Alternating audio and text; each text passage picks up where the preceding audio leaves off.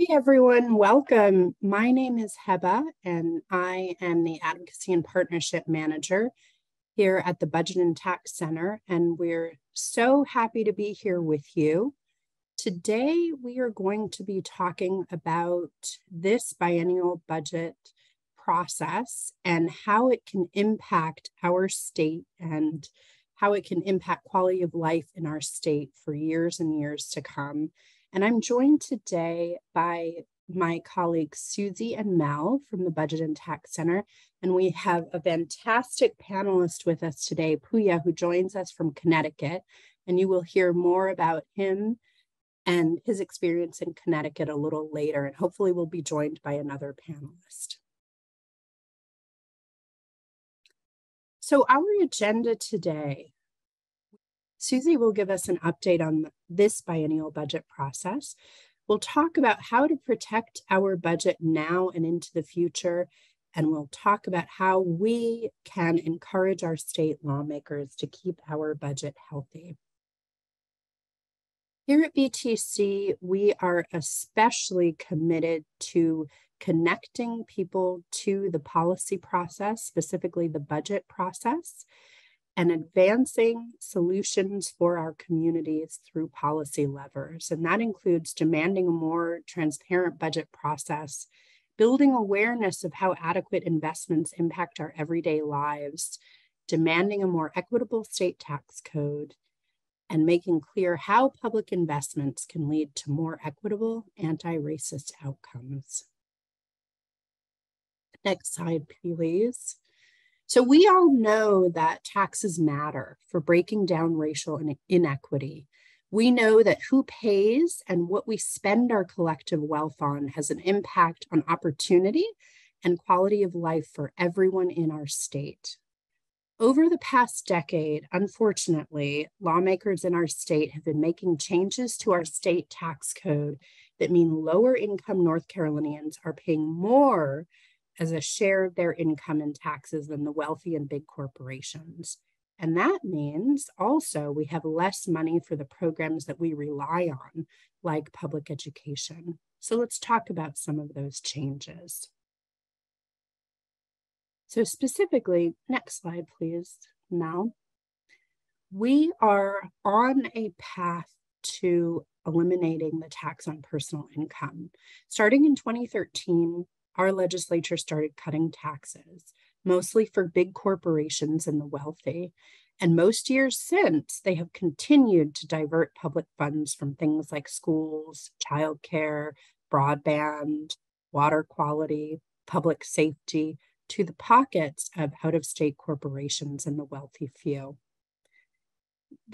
Lawmakers in our state have been reducing the tax rate on income and making changes that shifted the tax load from the wealthy to those with lower wages. So as I mentioned, low and middle income North Carolinians now pay a total higher effective tax rate than wealthier North Carolinians because of sales and property taxes.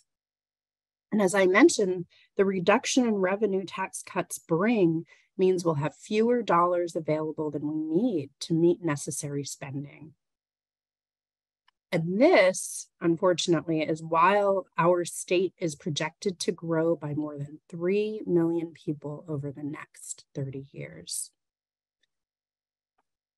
And let's turn now to changes to the corporate income tax rate. So North Carolina used to require profitable corporations to pay a tax rate of almost 7%, but that's been chipped away to only 2.5% now. The budget lawmakers passed in 2021 scheduled the rate to go to 0 by 2030. What's more, these tax cuts haven't delivered on their promises of tremendous job creation. North Carolina, our state, has fallen behind some of our closest neighbors. California, that actually increased taxes at the same time that NC leaders were slashing taxes on the wealthy and profitable corporations, added jobs significantly faster between 2014 and the start of the COVID-19 pandemic.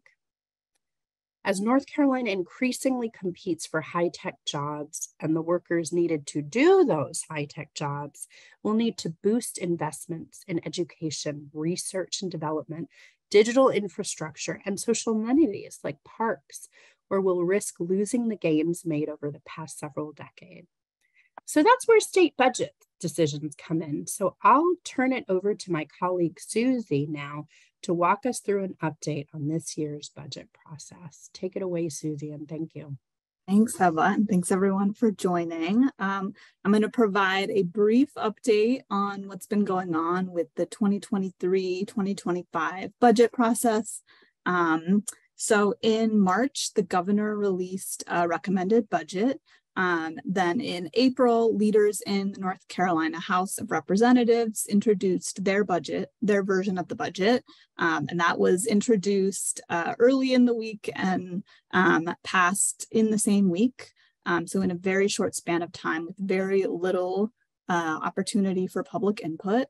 Then in May, leaders in the Senate then released their proposed budget, and that was also introduced and passed in the chamber within just a few days. So since May, we've actually been waiting on leaders in the House and the Senate who have been negotiating behind closed doors on what will end up being in the final budget. So as you may know, the new fiscal year started on July 1st, and it's now August 9th. And while there's typically some urgency around enacting a budget by that date, North Carolina statute actually allows the state to continue operating on prior year spending levels in the event that there's not a newly enacted budget, and that's by design. They did this, I believe, in 2016. If you follow the budget in North Carolina, you know that this isn't the first time that this has happened in the past even couple of years. So that's just kind of where we're at. I also wanted to highlight in particular what we're concerned about at the Budget and Tax Center with regard to this year's budget debate. On the next slide, you can see the different proposals that are on the table. And we have, more extensive blog posts available on our website, and we can make sure that you have the links to those at the end of the webinar. But here, this is just to really highlight what the proposed tax changes are. So you can see in these three charts here what the different proposals are to either hold the personal and corporate income tax rate steady, like in the case of the governor's proposal on the left-hand chart, to make slight adjustments to the personal income tax. On the middle chart, that's what the House proposed.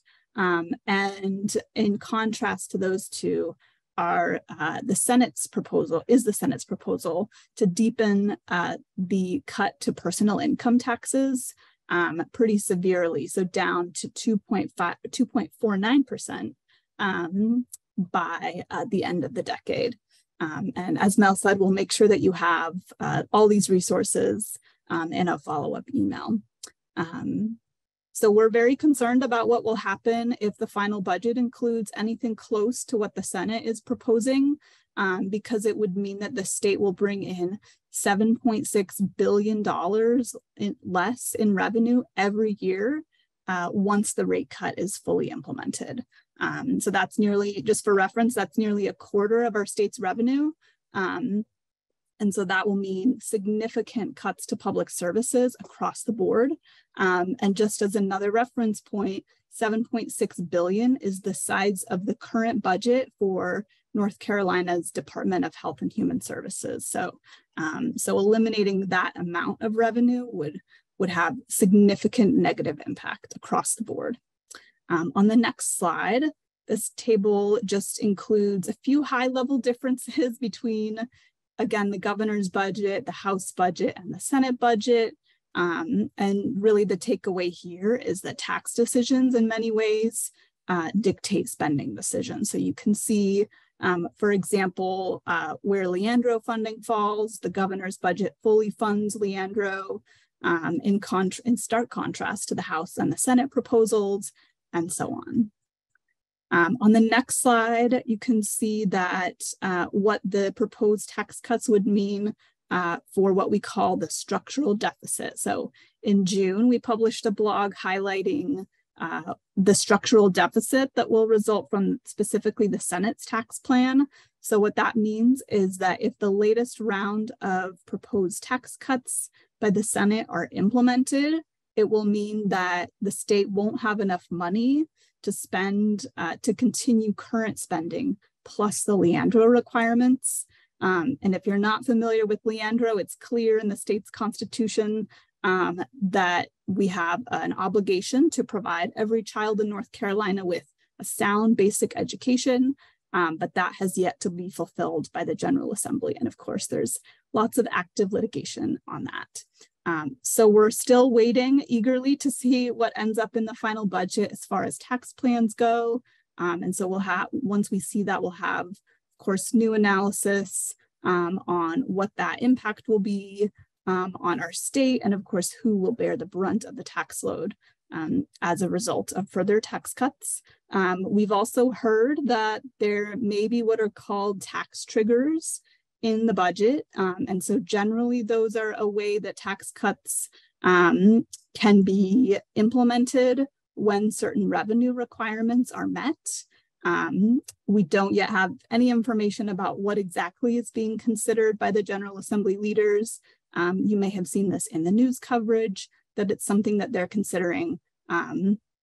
There is a lot of evidence that says that tax triggers don't work and are actually a very bad idea. So look out for more information from us on that. So again, we'll have more information to share once we see a final budget. It sounds like maybe September is when that would happen at this point, as of reports that came out on Monday afternoon. So with that, I'll turn it back to Heba. Thank you. So much, Susie. So in addition to an equitable tax code, I want to talk to you about another threat to the health of our state budget. So protecting our state budget also means rejecting arbitrary spending caps that don't allow us to address our state's changing needs over time. So HB 146, a bill filed this session, would set a cap on state spending equal to prior year spending plus the sum of inflation and the change in state population. But this is not new. Bills like HB 146 have been shopped around our state and others for years now. Proposals like this seek to change our state constitution to limit our budget using a formula, as I mentioned, that ties a dollar amount to a formula like population plus inflation. So that's right. These proposals want to carve a spending limit into our Constitution, making it near impossible to undo. It requires a 2/3 vote of both legislative chambers instead of the simple majority required for other bills. So what that means, among other things, is that a handful of lawmakers could block the will of the majority or demand funding for their own very narrow agenda in return for providing the votes needed to invest in our state's needs. So shortly, we're going to hear from panelists who have experience with how such spending limits have harmed their states. But I want to talk to you a little bit about what we could expect if such a proposal is successful in North Carolina. So there is a reason about 30 states have rejected such proposals. First of all, North Carolina legislative leaders have passed budgets over the past 10 years that have held spending at 45-year lows. So by locking future lawmakers into this approach, North Carolina would be reducing legislative control over the primary policy decisions made each year. We could expect deep cuts to services like education, healthcare, and infrastructure despite our already low levels of investment. It would be near impossible to invest enough in schools, healthcare, and public safety and other building blocks of a strong economy and a good life. What's more, the flawed formula used to determine what NC can spend does not accurately measure the cost of providing basic public services. The formula is tied to inflation, but inflation measures the cost of things consumers purchase, like housing and transportation, not the cost of providing certain services like education and healthcare. And we know that healthcare costs are growing nearly twice as fast as inflation. The formula also doesn't account for our changing population and demographics. So, for example, our population is aging rapidly, with the senior population having grown more than 2.5 times faster than the general population, meaning the need for healthcare and other vital services for seniors will grow disproportionately. What's more, it would hand over critical decisions about how to use taxpayer dollars to a formula. And because the formula is so fundamentally flawed, it would radically shrink the reach and effectiveness of our critical services, regardless of what North Carolinians want. Basically, it would put the budget on autopilot. It would mean that our policymakers are governed by a formula rather than the needs and concerns of actual constituents. In states with spending limits at the state level, community needs and public responsibility to meet those needs, of course, don't go away. And the results are often a shift in responsibility to local government or the reduction in services. And what's more, states that have set in place these kinds of restrictions often face higher borrowing costs as their bond ratings go down. So, just as a summary, before we move on to our panelists, let's set the record straight. On the next slide, you'll see a few points about countering the false narrative around tax choices. So a decade of tax cuts have benefited the wealthy and big corporations at the expense of our very important public systems like education. Spending limits tie the hands of future lawmakers and limit our future. Tax cuts are not a pro-economy strategy, and they will mean cuts to the public funds needed to meet people's priorities. So now I'd like to turn it over to our panelists and help me in welcoming Pooya Jarami and Kathy White. Pooya is the campaign manager for Recovery for All in Connecticut, and Kathy White is the executive director of the Colorado Fiscal Institute. Thank you so much for being with us. We really appreciate having you here. And I apologize if I didn't pronounce your name correctly. Please correct me. So Kathy, we'd like to hear from you first, as Colorado is kind of the birthplace of such spending limits. So would you please let us know first, give us a high-level overview of the proposal, the similar proposal in your state. Well, thank you, Heba, and thank you for inviting me to talk today about our constitutional tax and spending limit that has been in place for about 30 years. A little bit about CFI, because I think it's very similar to this coalition, and you'll see a lot of similarities between what happens in Connecticut, what's proposed to happen in North Carolina, what has happened in the past, and what has happened in Colorado.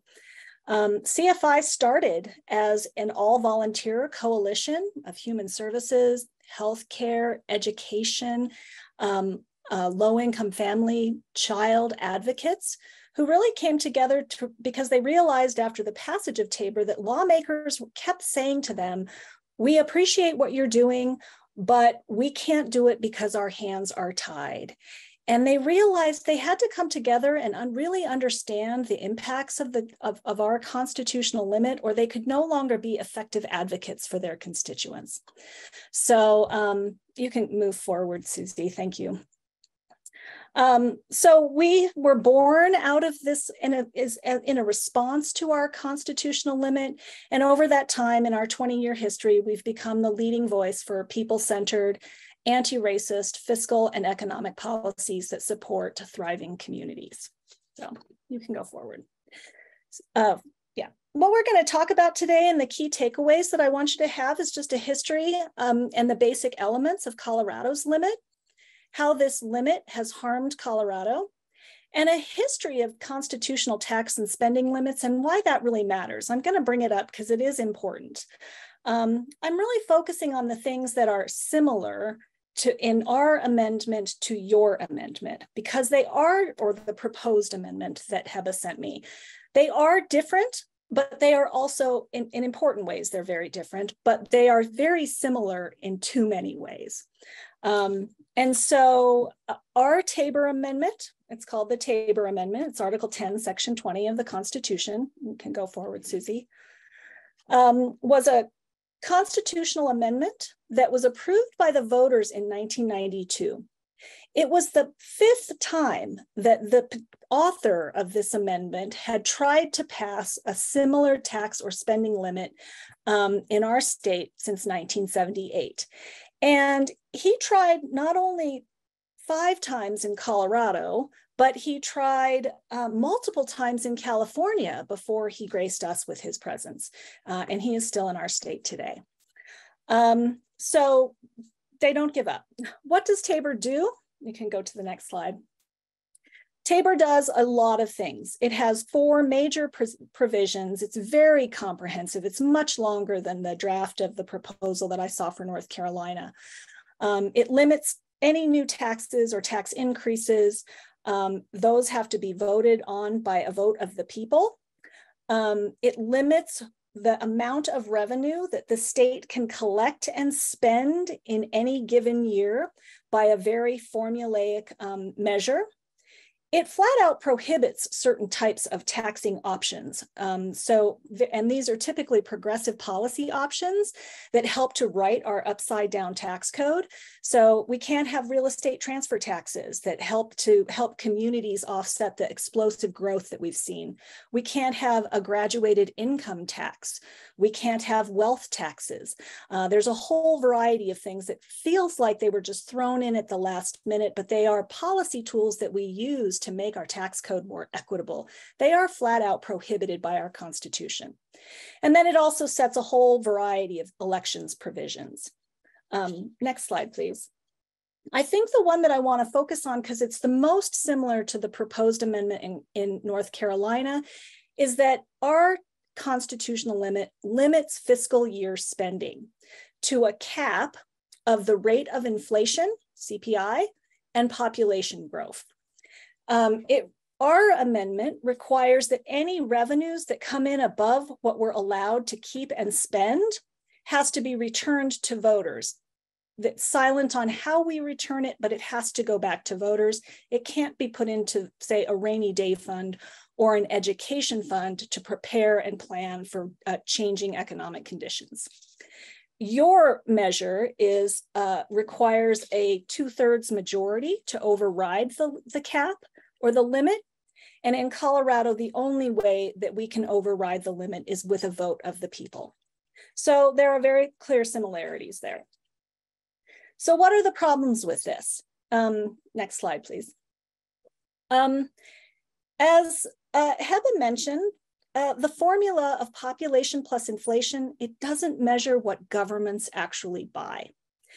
The CPI measures what you put in your market basket of goods: t-shirts, school supplies, basic food, a whole variety, water bottles, running shoes. It's the things that we just buy in the course of our regular consuming lives. Governments don't buy that kind of thing. They buy infrastructure, bridges, roads, huge water projects. They buy people, teachers, professors, accountants, right? They buy ideas and information, big technology systems. These things grow faster. The cost of them, just in healthcare alone, as Heba mentioned, the cost of them alone The medical CPI is always higher than the regular CPI. So right off the bat, the formula that you have is too restrictive. It will mean over time that you're constantly doing less and less, and that programs that need to grow faster than that regular CPI or inflation index are going to start to crowd out all of the other priorities that your state might have. Next slide, please. So not only is inflation a problem, but population, as Heba mentioned, is a problem. So you can look at all items. The change in CPI in Colorado for all items was 77%, but the cost of education went up 245%, and medical care went up 150% over that time period. And population. Our overall population is expected to grow 50% by 2040. But our aging population, older Coloradans, is going to go up by 132%. And that is not something that's particular to Colorado. We have an aging population across the country. In addition, our school age population, even the number of kids that we're going to have in school, is growing faster than our overall rate of inflation. So our overall population rate. So the main things that governments do are not captured in this particular formula. So next slide, please. What does that mean? It really means that by locking in our spending at these levels of 1992, it means that we're locking in that in 1992, we think that whatever we were doing was the ideal and optimal thing for governments to be doing. And we just need to grow by general population and general inflation every year after. If you get a raise from your boss that covers the cost of inflation, do you think of it as a raise? Especially when you see that it's the things that you're buying, food, gas, automobiles, are going up faster and faster and faster. So even though, yes, your wages might have been increased by inflation, you're running to keep pace nevertheless, and oftentimes falling behind. Well, that is the case with governments as well. Next slide, please. So what has this meant? For Colorado, it's meant a whole bunch of unmet needs since 1992. We were at the time about $500, when Tabor passed, we were about $500 over the national average in per pupil spending. We have fallen to more than $2,100 behind the national average in per pupil spending. And not just in K-12, but in higher ed, childcare, caring for our older Coloradans, new needs around water and drought and conservation. All of these things, when we look at, if we just wanted to get to the middle of the pack and to meet the need, we would need an extra $13 billion every single year. But we can't do that because we have this limit. And even if we were to raise that revenue from our regular tax rates without increasing taxes, we would still not be able to take that money and put it to meet the needs that we have as a state. So what has it been doing? Next slide, please. We have a whole bunch of unmet needs, but we also have a shift in whether we're paying for stuff as residents or whether we are paying for stuff collectively.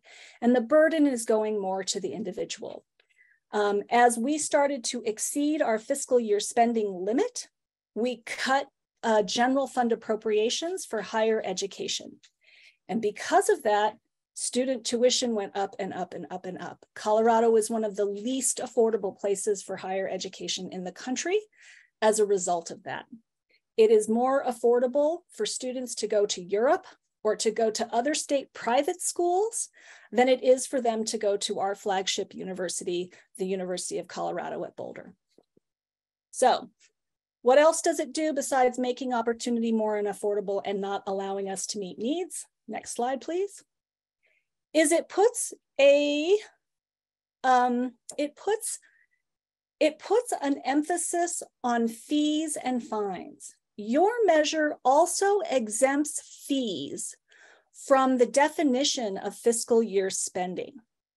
In Colorado, what that has meant is that anything that can be fee funded becomes fee funded. And we know that fees and fines tend to fall disproportionately on people with low incomes, and it leads to a lot of perverted outcomes, economic outcomes, as courts and jails and regular governments try to make up for their funding shortfalls by increasing fees. So we have, in Colorado, fees are exempted from the voter approval requirement, even though they are not exempted unless voter approved from the overall spending limit. But what this has meant is that we are basically a vending machine style of government. You put your quarter in and you get your service out, and it doesn't matter if you can't afford the quarter. All that means is that you can't afford basic services that you should have a right to just by virtue of being a resident of your state. And so this is what happens. Next slide, please. The next thing is, what do you do with the money that comes in above what you're allowed to appropriate for programs and services to meet the needs of your people? Well, there's a huge benefit to cutting taxes. It suddenly creates an incentive to cut taxes, because suddenly you're like, oh, look, we have this huge surplus. Doesn't matter if you need it in K-12 education, doesn't matter if you're cutting human service and healthcare programs. You have this quote unquote surplus because it's money coming in above an already too restrictive cap. And so there will be a shark feeding about what to do with that revenue every single year. And the loudest voices are usually the people who have the most power to begin with, and they argue to cut taxes. This is from a document from a right of center policy, budget policy think tank in Mississippi. They have one of the oldest fiscal year spending limits in their constitution, and they have exceeded, their revenues have exceeded that limit. And what are they arguing to do with it?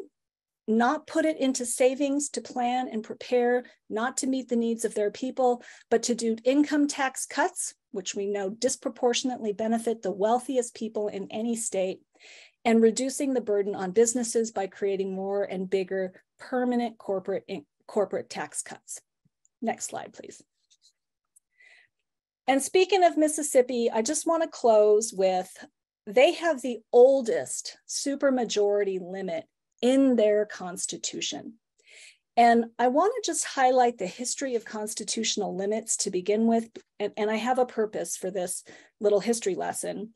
But fiscal policy is a way of creating a vision and structure for our government and our society. Fiscal policy helps to give momentum to our values that can persist long into the future, making that vision a reality.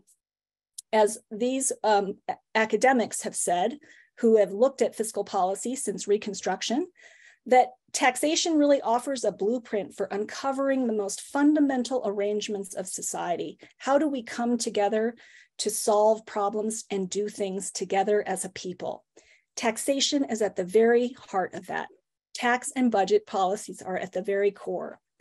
And they can be gateways of opportunity that we vision for ourselves, or they can formalize inequalities. And so next slide, please. This is a little history of the first of these. Heba mentioned that Colorado was sort of the birthplace of these, and I'm happy to say, sadly, that we are not the birthplace of these.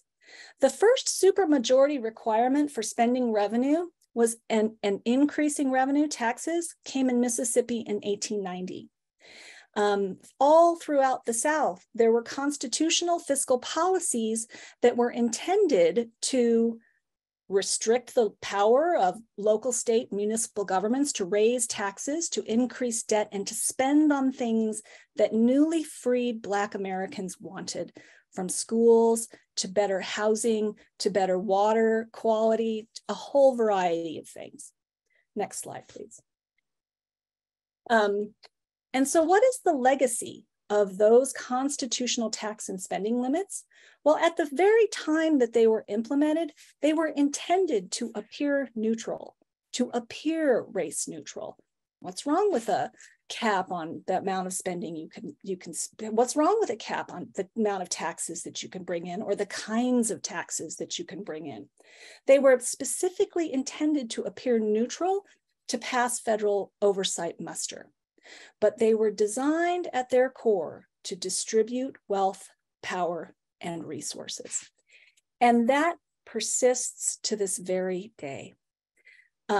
These people that implemented these limits in Mississippi and Alabama and Louisiana and Texas are long, long dead. But their vision for their states and that distribution of power and wealth and resources persists today. And that is true for Colorado. We passed our tax and expenditure limit 30 years ago. And our state is a completely different state. At the time that Tabor passed, we were a mostly pretty solidly red state. And in that time, we've gone from a red to a purple to a very blue state. But that doesn't mean that we can do blue things that our newly elected Democratic majorities want to do. We can't create a world-class education system. We can't open opportunities, the gateway of opportunity for every kid who wants it to go to one of our universities or colleges. We can't address drought or our changing climate.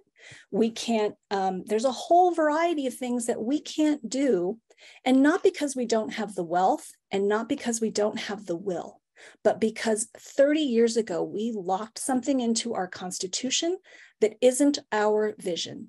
It isn't what we wanted. And so in thinking about these things, I would just ask you, as you debate this measure in North Carolina, who's supporting it? What do they really want? What is their vision for North Carolina 100 years from now? And do you share that vision? And if you don't, then fight like hell to keep it out of your Constitution and your founding documents, because it'll be very hard to get out. Thank you. Thank you so much, Kathy. Thank you for sharing with us the impact in Colorado. And now I'd like to welcome Puya. And for you, I have the same questions. Please give us an overview of the legislation in your state that's similar, how it's impacted the everyday lives of people in Connecticut, and what is your warning for North Carolina about similar measures? Fantastic. Hi, everyone. My name is Puya.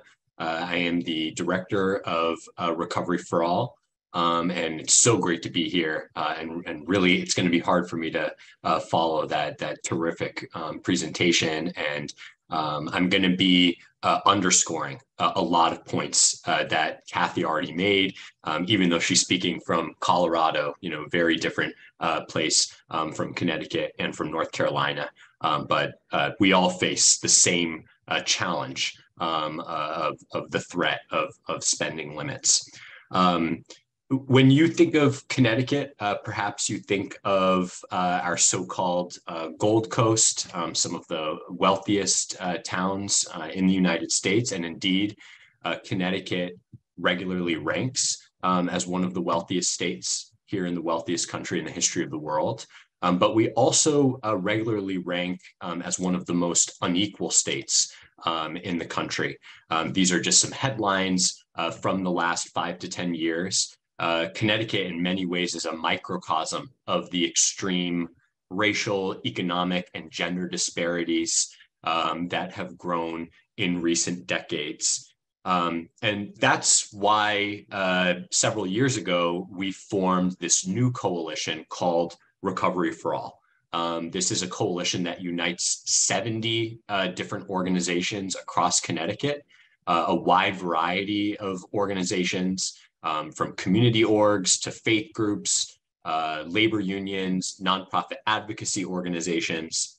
And what unites all of these organizations is that we share a vision of a more equitable Connecticut, where all communities have the chance to thrive. So our long-term mission is to work together to change the balance of political power in our state and pass public policies that are going to improve the lives of all residents, no matter what they look like, where they live, how much money they make. And we do this by fighting for moral budgets at the state level, because the prevailing approach to the state budget here in Connecticut, and I would argue in states all across the country, has at best ignored, at worst fueled these extreme racial, economic, and gender inequities that our communities face today. Two of the major trends in our approach to the state budget in recent decades has been chronic underfunding of all sorts of public resources, from public education to public health care and transportation. And that chronic disinvestment is funded by a tax structure, a state tax structure that's completely upside down. And by that, I mean working class residents contribute a much greater share of their annual income than the wealthiest residents and corporations in Connecticut. And so our vision as a coalition is to fight for a totally different approach. That's driven by robust public investment and an equitable tax structure. One of the major obstacles that we are facing in this moment is the Connecticut Spending Cap. So just a little bit of background on this, and then I'm going to talk about how destructive the spending cap has been most recently. The spending cap was first introduced into our state constitution 30 years ago in the early 1990s. And this cap limits state spending. It ties our lawmakers' hands from authorizing public investments in anything from public education to nonprofits that deliver publicly funded services. And the key here, so you understand the timeline of our story, is that while the spending cap was introduced into the Constitution 30 years ago, lawmakers added statutory language very recently in 2017. And so now it has become a problem. Public money above the cap goes to our rainy day fund and then to debt repayment. I'll talk a little bit more about this in a moment. Lawmakers can legally circumvent the cap in any year in several different ways. And in fact, these are ways that lawmakers have used over the last 30 years. The first way is for the governor and 3/5 of each legislative chamber to declare an emergency or extraordinary circumstances to circumvent the cap. The second is by using a mechanism called the revenue intercept. And what that means is allocating some portion of revenue into a fund outside the general fund for dedicated purposes. And the last thing I'll just note for background is that the spending cap is part of a wider array of fiscal restrictions, similar to Kathy's story about Tabor in Colorado. Spending cap, again, is just one piece of this larger architecture that is blocking progress here in Connecticut. And I'll make this concrete by talking about the struggle that we faced with the Connecticut state budget this year. So first of all, in the years following the Great Recession, here in Connecticut, we faced persistent budget deficits. The folks in our coalition understood this fiscal crisis as a manufactured fiscal crisis. Again, because we live in such a wealthy state, we just didn't believe it. You know, when lawmakers were saying, well, we can't put more money into our public schools because the state is broke. All of a sudden, in the last couple of years, since the start of the pandemic, for various reasons, the state now is enjoying a huge multi-billion-dollar budget surplus. In fact, the surplus is so large that the rainy day fund that we have set up is now full. It's reached maximum capacity. We can't put any more money into the rainy day fund. And then the last piece of background on this year's budget that's important to understand is that wealthy residents and corporations in Connecticut are prospering.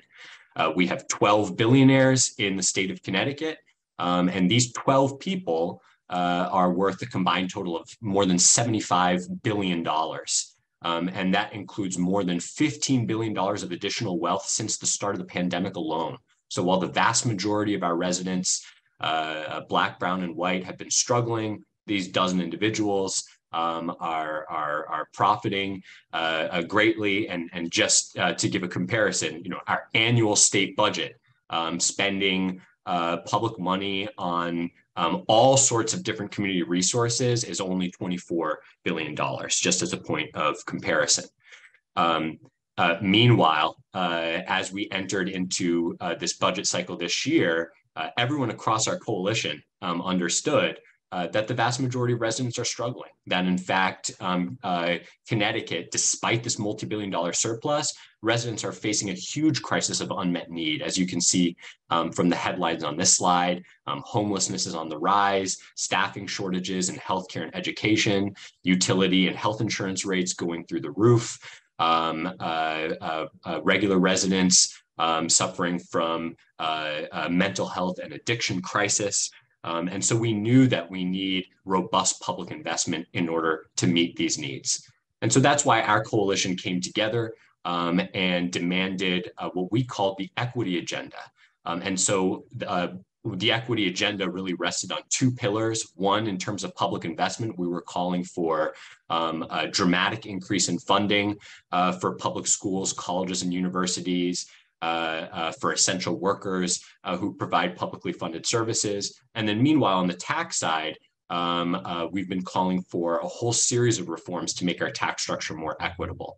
And so that means policies that put money directly into the pockets of working families, like an expanded earned income tax credit or a state level child tax credit, and policies that will require the wealthy few to contribute more of what they owe to fund public resources.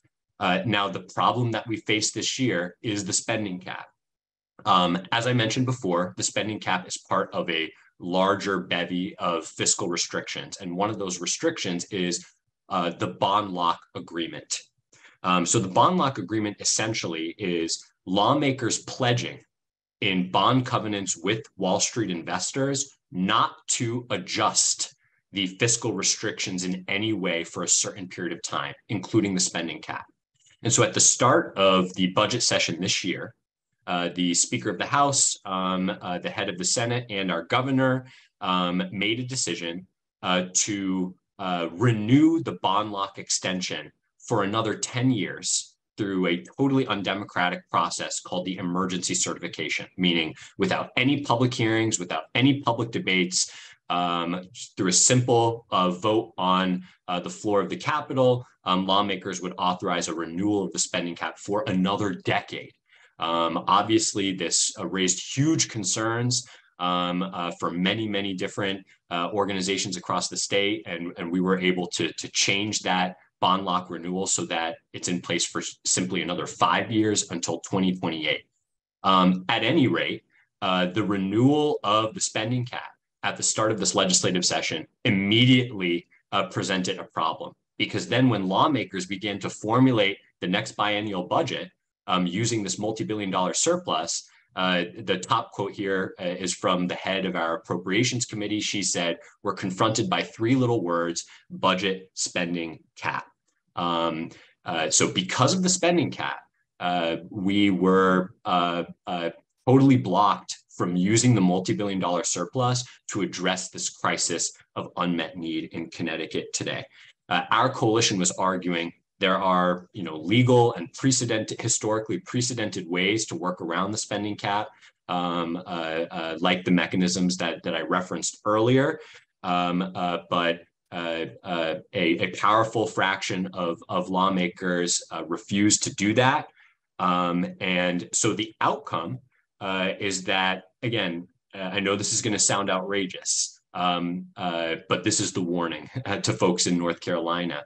Even though we have a multi-billion-dollar surplus, even though the rainy day fund is full, because of the spending cap, our lawmakers were forced to actually make cuts to public higher education, to our community colleges and state universities.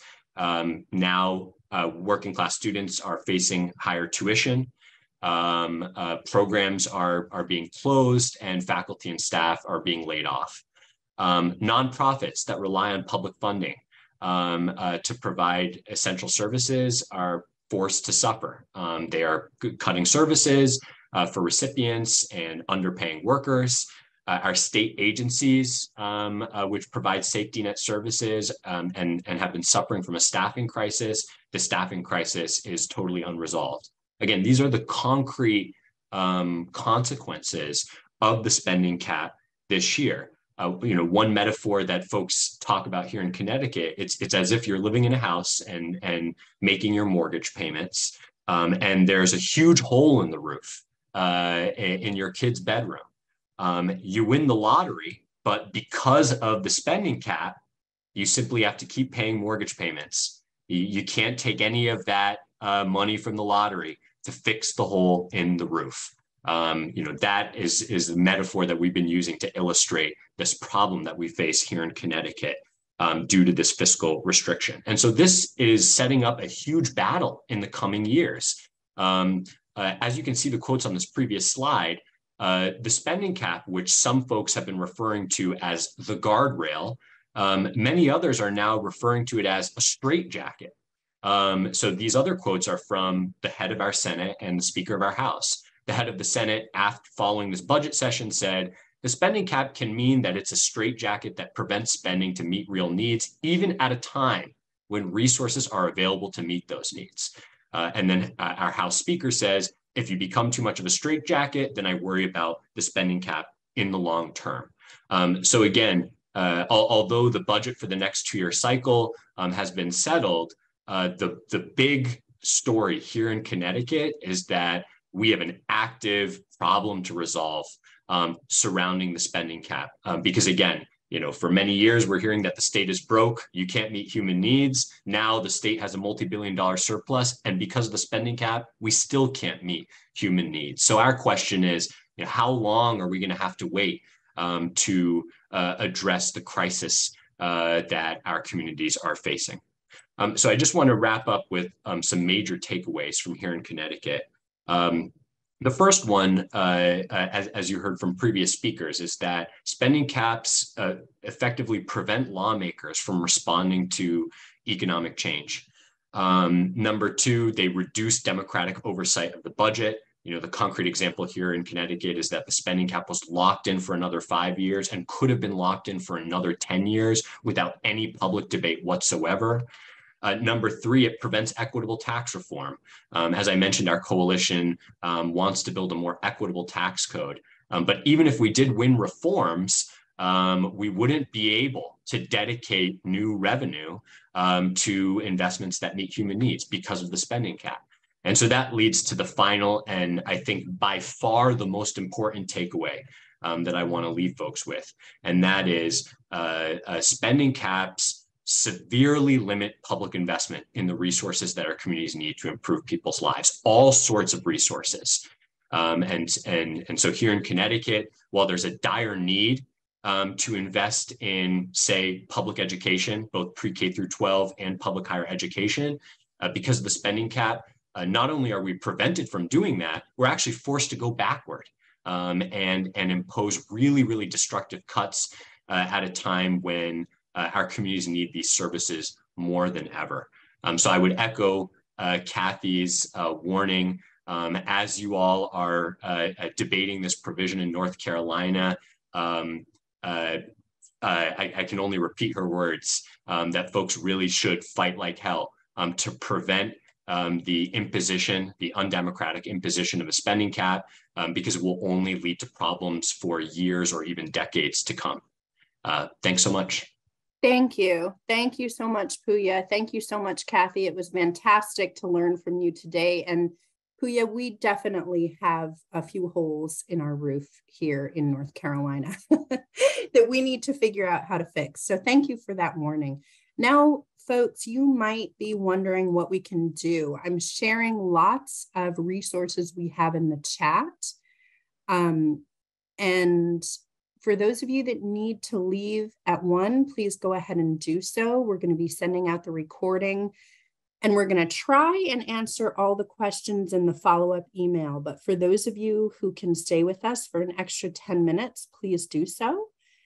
So if we can go back to our presentation, we have something fun that Mel's going to share with you that we've been working on. We talked about tax cuts and the harms of tax cuts.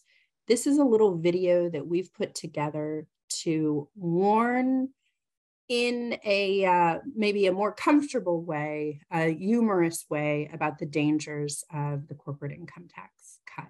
Do you have that ready for us, Mel?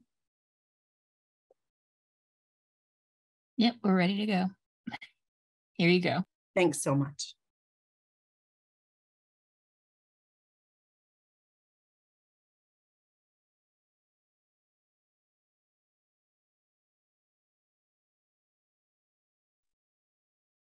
Give me just a second. I'm trying to figure out why this is not playing now.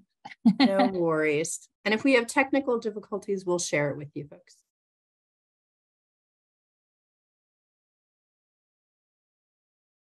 I'm going to say, let's go ahead and share it with folks in the email we're sending out. It worked right before this presentation, but it is not this right now. So no problem. Okay, then let's move on to Q&A. So we have a couple of questions. Please go ahead and type them in the chat if you have them. So we have a question about the rainy day fund and what, how, and whether these funds are and can be utilized. Susie, do you want to address that question? Sure, yeah. So I just pulled up the latest report that's actually from May. But as of today, we have nearly $5 billion in our rainy day fund. It's $4.75 billion. And so there are restrictions about how that can be used, essentially, in order to spend any what I would characterize as a meaningful amount, but there is a precise percentage in our State Budget Act. In order to really spend any meaningful amount of that, they need to have a 2/3 vote in both chambers to be able to do that. And so I think that answers the question. I don't have it right in front of me, but I'll turn it back to you. Yeah, and I think it kind of goes into how we think maybe those dollars should be spent, or any dollars that we have in North Carolina should be spent. We can send you links to read more about the things we really feel investment in would enhance opportunity and quality of life in our state. One thing that we would mention, we've talked about an equitable tax code. So things like a refundable child tax credit and an earned income tax credit, but also Susie mentioned the Leandro plan. So fully funding public education to meet our constitutional requirement, but we'll send you further reading. Thank you so much for your questions. Now, this question is for our panelists. Philip asks, are Colorado and Connecticut voters similarly disenfranchised as North Carolina voters? So you may not have a deep background on voter disenfranchisement in North Carolina, but if you could talk about that interplay in your state with proposals like this, that would be fantastic. Or we can try to find follow-up materials to send you, Philip. I don't think that Colorado has the same partisan gerrymandering issues that North Carolina does. I will say, though, that for our measure, one of the things that it has done is that any kind of override needs to be done by by a vote of the people. And the only people who really have access to the ballot, so it means it's done through the initiative process. And the only people that really have access to the ballot are people with with a ton of money. Like every question that goes to the ballot is a $10 million campaign. And so most of our folks just don't have the same kind of access to the ballot to make changes in that way, and to even ask their fellow citizens and whether or not they want these kinds of changes. So we don't have the same sense of the partisan gerrymandering, but I would say that shifting of power and the consolidation of power into the hands of a select few happens regardless of that. And so, but it's a good question and something that you should really be aware of as you go forward. And just one thing to note, so we everyday people, we can't bring measures to the ballot. That's a legislative, it has to have a legislative backing with that majority that we noted, majority votes. Puya, do you have anything to tell us about voters in Connecticut? So we don't have a similar level of extreme partisan gerrymandering as in North Carolina. But one point that I do want to make here is that the spending cap here in Connecticut, and I think this is similar to spending limits nationwide, is reliant on an incredibly opaque and confounding formula that very few people understand. A recent poll that came out during this budget session, so some lawmakers who defend the spending cap say, this is something that the people of Connecticut want. A recent poll came out that showed 80% of Connecticut residents either don't know what the spending cap is or know very little about it. And I would argue that that goes the same, even for top lawmakers. So similar to Kathy's response, through the spending cap, we are effectively disempowering lawmakers and the people that they represent from making urgent decisions about the quality of life in our state, and locks it in through an abstruse fiscal restriction that is really beholden to Wall Street investors over the democratic will of the people. Thank you so much. And one thing that I should mention is disenfranchisement can come in the form of inadequate investment in our state elections process, of course. So that's extremely important to note. Let's see, did we answer all of our questions? I believe we have a question about budget surpluses. And I don't know, Susie, do you have that answer right off at the tip of your fingers, or that's also something that we could follow up on in our follow-up email? I don't have it at the tip of my fingers, but I can definitely find it and make sure that we can send it along. Thank you so much. Thank you. And thank you again to Puya and Kathy. And as a fun closeout, our video is now working. So we're going to close out with that. North Carolina is a beautiful state. It has some of the prettiest spots in the entire US of A. But what really makes North Carolina great is all the folks who live here.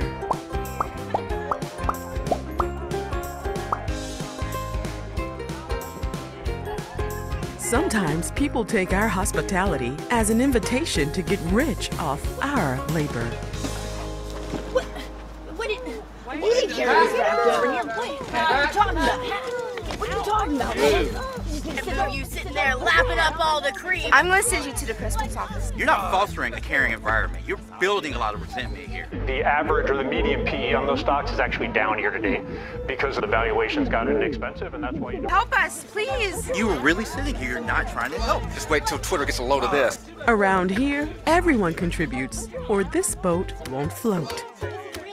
We might argue about basketball and barbecue, but black, white, and brown, we all agree wealthy corporations have to pay what they owe in taxes just like us. It's time to join together and demand our leaders make corporations pay what they owe through taxes.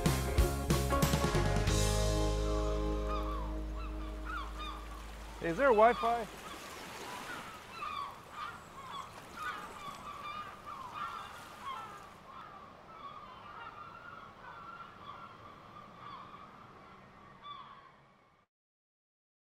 Thank you all so much for being with us. And we're going to send a follow-up email with lots of links and resources for further learning and advocacy. Thanks again to our panelists. Thank you so much, Susie and Mel. And thanks for being with us. Take care. Thank you.